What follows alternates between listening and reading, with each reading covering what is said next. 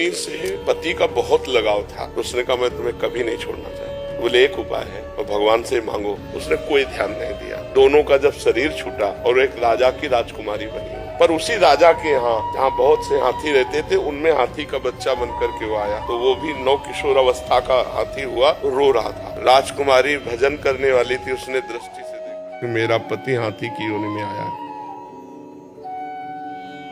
उन्होंने कहा पिताजी 2 मिनट के लिए अगर हमें समय मिल जाए और मैं इस हाथी की औषधि कर सकती हूँ छूने मात्र से।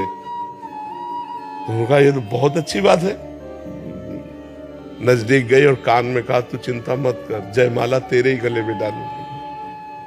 और सुन, पीछे तूने भजन नहीं किया इसलिए हाथी की योनि प्राप्ति की।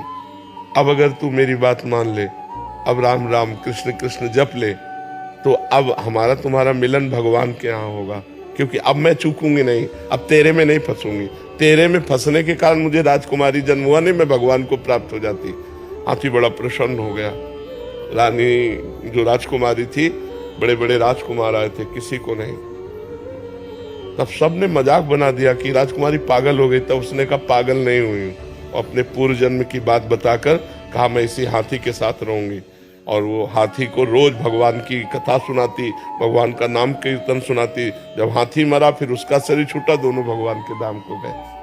तो इसके चरित्र से लगता है कि यदि हम दोनों काफी समय तक साथ रहना चाहें तो भगवान से पास करवाना पड़ेगा। भगवान से भजन कर, दोनों भजन करें और भगवान पास कर दे, तो हो सकता है कि 1-2 जन्म और साथ मिल जाए। पहले अपने सोचने से तो होगा, लेकिन इसलिए नाम जप करें, दोनों भजन करें, तो लंबे समय तक ऐसा हो सकता है कि भगवान कृपा करे। इस बार पति पत्नी रहा, अगली बार वो पत्नी बने, तुम पति बन जाए।